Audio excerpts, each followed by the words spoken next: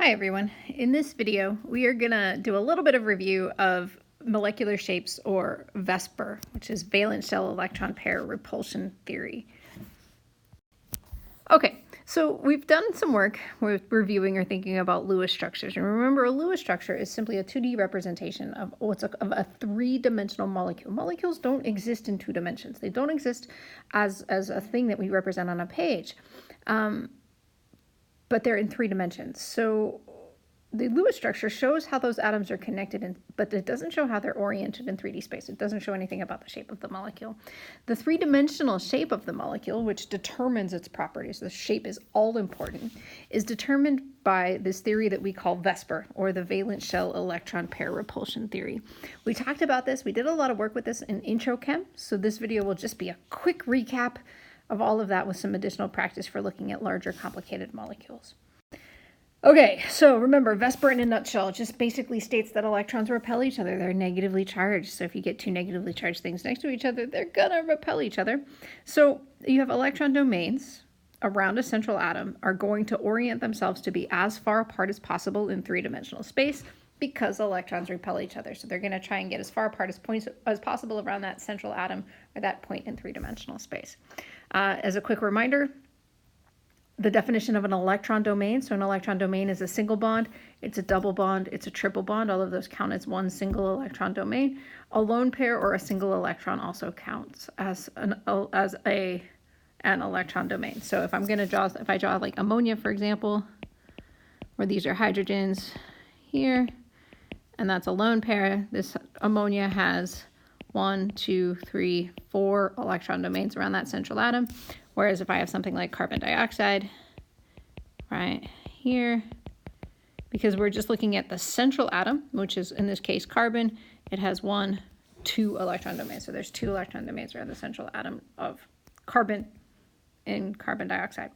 Okay, so all of this means, so the shape is going to vary based on the number of electron domains, and then the number of electron domains is going to determine the electron geometry, or the geometry of the molecule, whereas the number of bonding domains is going to determine the 3-dimensional shape. To take a look at what we mean, let's kind of go through. There's a copy of this chart that's in a lot more kind of neat detail on Canvas. There's also one in your packet from Intro Chem, but let's go through it here. So number of electron domains, we're going to start with 2. We're going to say that both of them are bonding domains. We don't have any lone pairs. This is going to be something where I have my central atom, which I'm going to use to abbreviate A. So A is my central atom. X is a other atom. And then if I put in E, that's a lone pair. Okay. So I have my central atom here, where I have A. Let's say that I have 2 X's. So I have 2 lone pairs like that. So these, remember, can be double bonds, they can be single bonds. This is going to give me rise to a 3-dimensional shape that is linear. The farthest apart 2 things can be on a central line is 180 degrees, and so that's a linear 3-dimensional shape. So it's a 180-degree bond angle. Wow, that looks really messy. Okay, so if I have 3 electron domains, 3 of them are bonding domains, and 1 of them is a lone pair. None of them are a lone pair, sorry. I have my central atom here, my side atoms over here. This is going to be trigonal planar,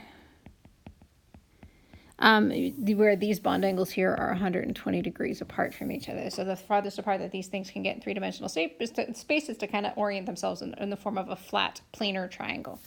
Again, if I have 3 electron domains, but one of them is now I have a lone pair domain. So 2 of them are bonding and 1 of them is a lone pair.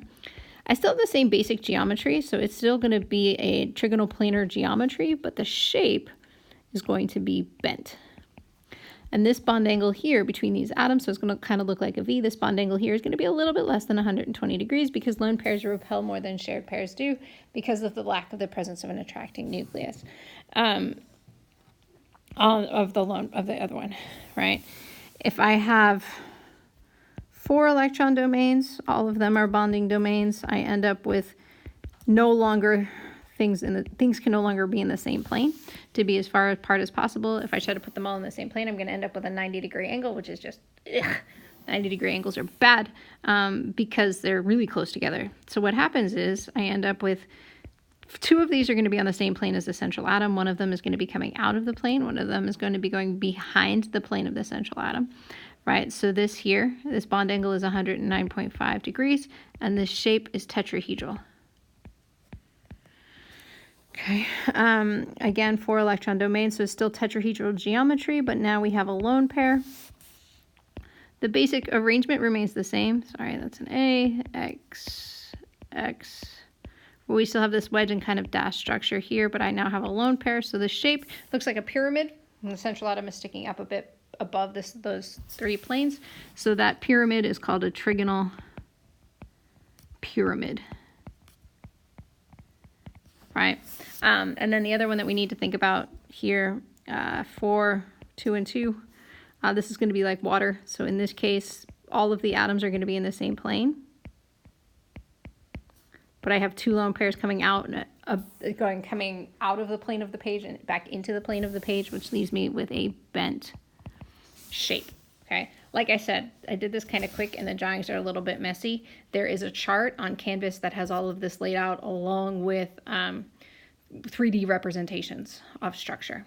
Okay, so so if I'm going to determine the shape of a molecule, the first thing I need is I need a Lewis structure. And then once I have a Lewis structure, for each central atom that I have, what I'm going to do is I'm going to count the number of electron domains. That tells me the electron geometry, or for my language, what I call the geometry of the central atom. The number of domains that are bonding domains determines the shape, or the molecular geometry. We have bigger things than 4, but for organic chemistry, we don't really care. We're going to limit ourselves to 4 because carbon 4, we like it. We're going to leave it. Okay, so putting this into practice, let's look at some examples. If I have HCN, HCN is carbon's going to be my central atom here. All right, so I'm going to draw a carbon, hydrogen to nitrogen. In order to give everything an octet, I need a triple bond between the carbon and the nitrogen. So my structure looks like that.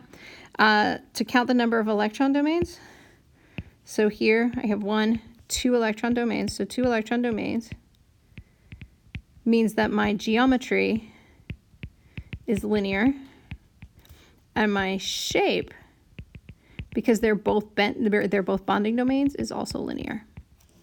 Okay. If I have CH2O, I have carbon in the middle, H, and then I need a double bond to the oxygen in order to give everything an octet. So in this case, I'm looking at 1, 2, 3 electron domains around the central atom. Remember, I only care about what's on the central atom. I don't care about those lone pairs that are on the oxygen because they're not on the central atom.